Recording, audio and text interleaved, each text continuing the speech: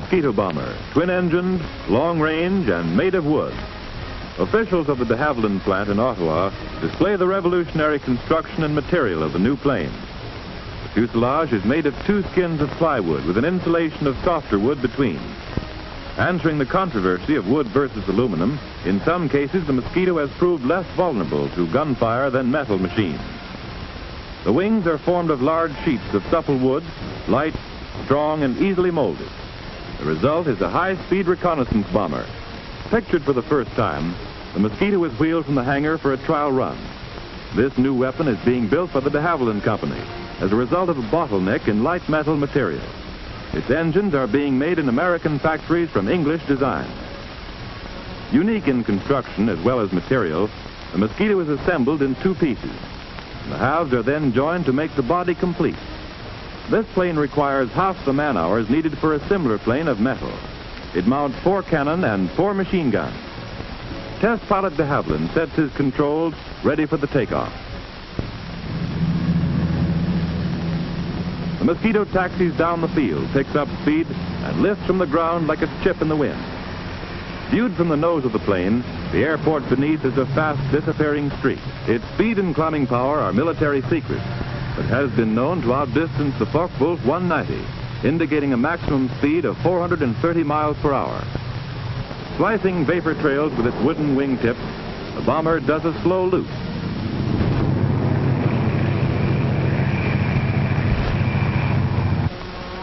To a Luftwaffe rear gunner, its striking power is more like a timber wolf than a mosquito.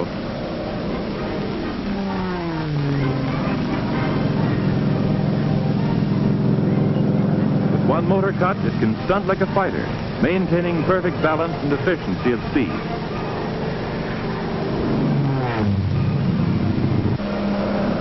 In actual combat and attack, the Mosquito has upheld the excellence of its trial run. A bomber made of wood has proved its mettle.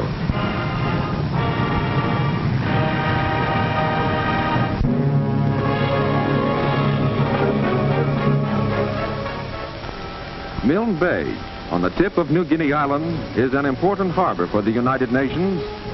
If it had fallen into Japanese hands, our position at Fort Moresby would have been endangered, and the whole campaign to drive across New Guinea and capture Buna and Gona would have collapsed. The Japanese attempt to land the force at Milne Bay met with a decisive defeat. With the whole of the tip of New Guinea in Allied hands, it is possible for the cargo ships to dock in Milne Bay. From there, they discharge their valuable supplies, which are then shipped up country to the Allied forces. However, it is necessary to send scouting parties up along the coast to seek out and mop up any isolated nests of Japs that might be holding out in the jungle. Jap landing barges were left on the beach, put out of action by the pilots of the Kitty Hawk fighter planes. These steel barges carried 60 men and some mechanized equipment. Plowing through the daily rainstorm, the soldiers are wary and alert, always conscious that Jap snipers may be hidden in the underbrush or in the trees. But all the evidence they find points to a hasty and complete retreat. Abandoned tanks riddled by anti-tank fire. These important links in the supply chain, tanker trucks, are shot up and useless. 37mm field guns were discarded by the Japs in their flight. They will now be turned against them. Bicycles have been used extensively by the Japs in all their campaigns from Malaya to New Guinea. One of the most interesting items found among the abandoned equipment is this garment, a bulletproof vest. The steel lining can deflect shrapnel, but is vulnerable to a direct hit. Their gas masks are cheaply constructed of flimsy material. Here is one of their typically broad, short bayonets. This soldier has put on one of the very practical two-toed, rubber-soled shoes that Jap snipers use for tree climbing. According to the men who fought at Milne Bay, no praise is too high for the magnificent work of the Royal Australian Air Force Kitty Hawk Fighter Squadron. The pilots swept Japanese opposition from the sky, strafing landing barges, even coming low to pick off snipers from treetops. Deep in the jungle, our engineers have hacked out landing fields, but the rains keep the ground soggy and unusable. The these steel mats were brought in to provide a firm strip for takeoff. From these small portable landing fields, our pilots take their planes into the daily offensive that is being waged to drive the Japs off the island of New Guinea.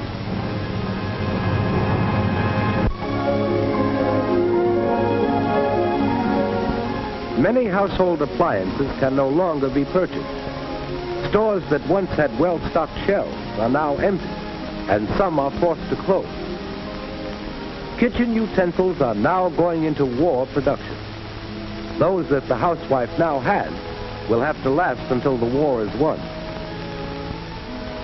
Some new parts, easy to install, are still available for home repair. And stockings, too, can now be mended at home with a simple device and a little patience. Cotton and wool also are vital war products. Instead of throwing these trousers away, expert workers take threads from the hem or seams and reweave the torn parts. Small fixer shops are opening in many communities. Here, anything from a radio to a baby's rattle is accepted for repair. This vacuum cleaner will soon be overhauled and back in service again. Fashionable department stores also are opening Save It service divisions. This electrical plant used to manufacture new goods. Unable to get many materials, it now turns to the repair of household equipment. Older, experienced workers mend all makes and all kinds of home appliances. Many schools have swung to teaching children household repairs in manual training classes. Students bring their own appliances from home. A vacuum cleaner that doesn't work. A toaster that blows fuses. But under competent guidance, these children are helping the war effort by learning to repair the household time saver.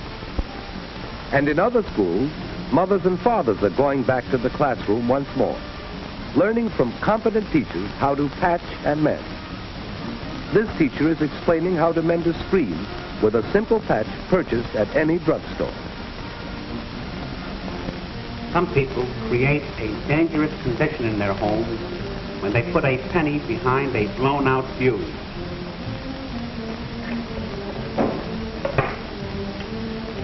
This fuse now, instead of being the weakest point in the circuit, is the strongest point. This is a disastrous trick that ruins home wiring and often causes destruction by fire. Today's slogan is, fix it.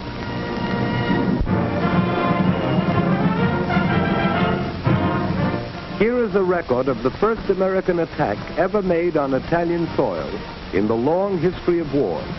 The date, December 4th, 1942. The target, Naples. The crew of the Daisy May goes aboard, fully prepared with maps, weather reports, and knowledge of danger spots to be encountered. More than a score of United States liberators warm up for the takeoff from a field somewhere in North Africa.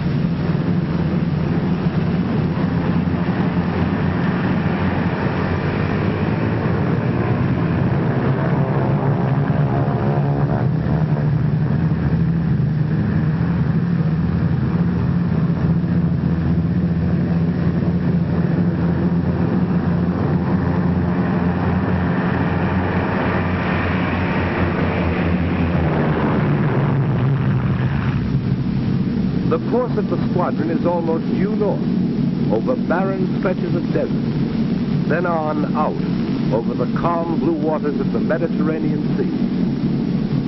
The mission has great importance in the strategy of European warfare. Italy's heavy industries, feeling the force of RAF bombings in the north, have been moved to Naples for safety. The huge four-motored bombers spread across the sky over the Mediterranean. Several of the planes are veterans of other successful raids. For every enemy plane destroyed, a star is stenciled on the fuselage of the bomber. A ship is painted on for every enemy boat sunk. As dusk comes, the squadron approaches Naples. Pilots climb up to high altitude, beyond the reach of anti-aircraft guns. Gunners are on the alert at all times.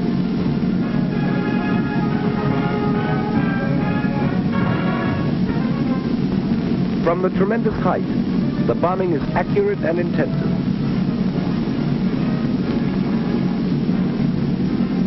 Oil refineries are smashed, sending up clouds of black and gray smoke. 100,000 pounds of explosives were dropped, sinking one cruiser, badly crippling one warship and another cruiser. The waterfront, harbor railway installations, and munitions dumps were left shrouded in smoke and flame.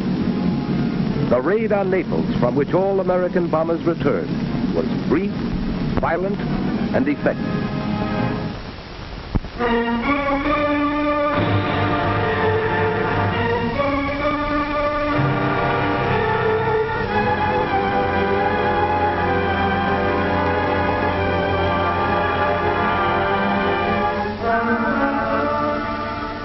This is Arthur Hocking, plot number 2062. An American, a machinist for many years.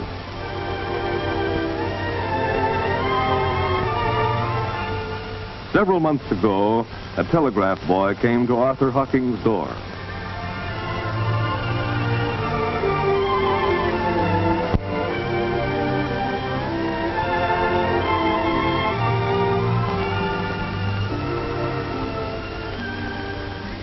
And Arthur Hocking learned that his son was dead, killed in action.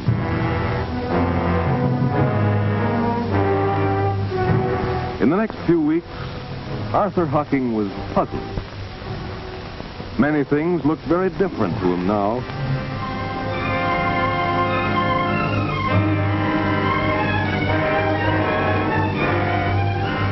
He thought about his sons and the sons of his friends.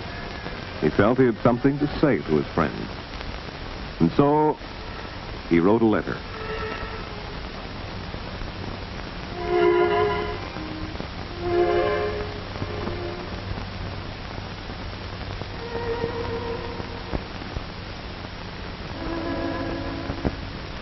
"7 weeks ago, my only son was killed in the war.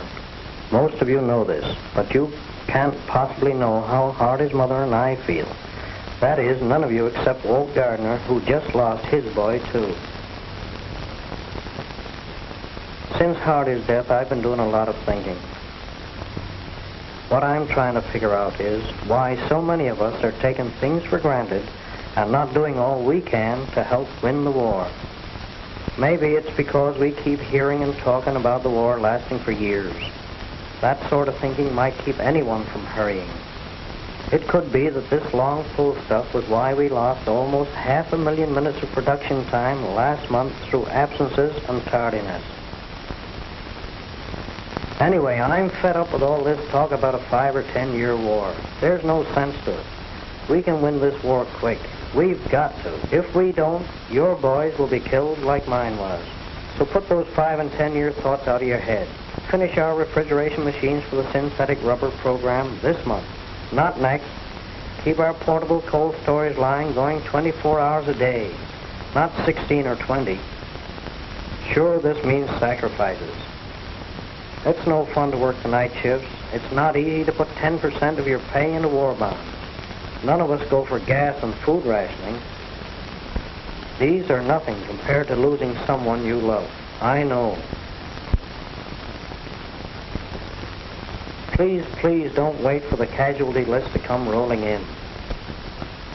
Throw yourselves into high now. Get going as though both the Hun and the Jap had to be licked in 1943. I suggest a new slogan. Here it is. Let's get it over quick. I hope you won't think I'm preaching. I'm not. I'm praying. Yours truly, Arthur Hocking, plot number 2062.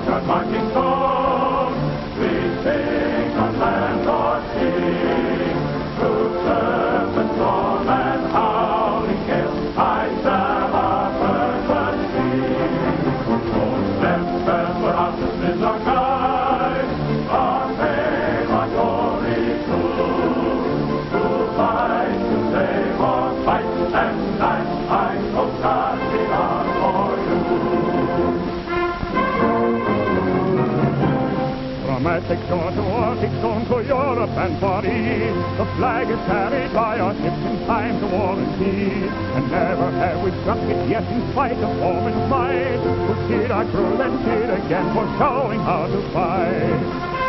Why, we've been always ready to fight or die. Like glory to the shield we wear and let it through the sky. We'll seek the foe or save them, name our mission and our pride. We'll carry on, we'll sing them some ideals for which we die.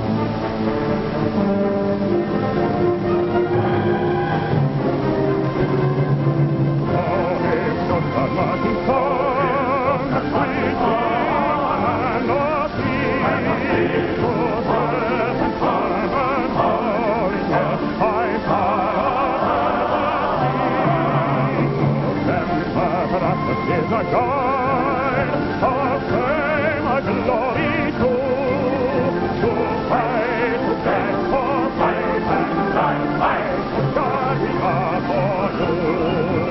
From Atlantic shore to Arctic shore to Europe and Far East, the flag is carried by our ships in times of war and peace, and never have we struck it yet in spite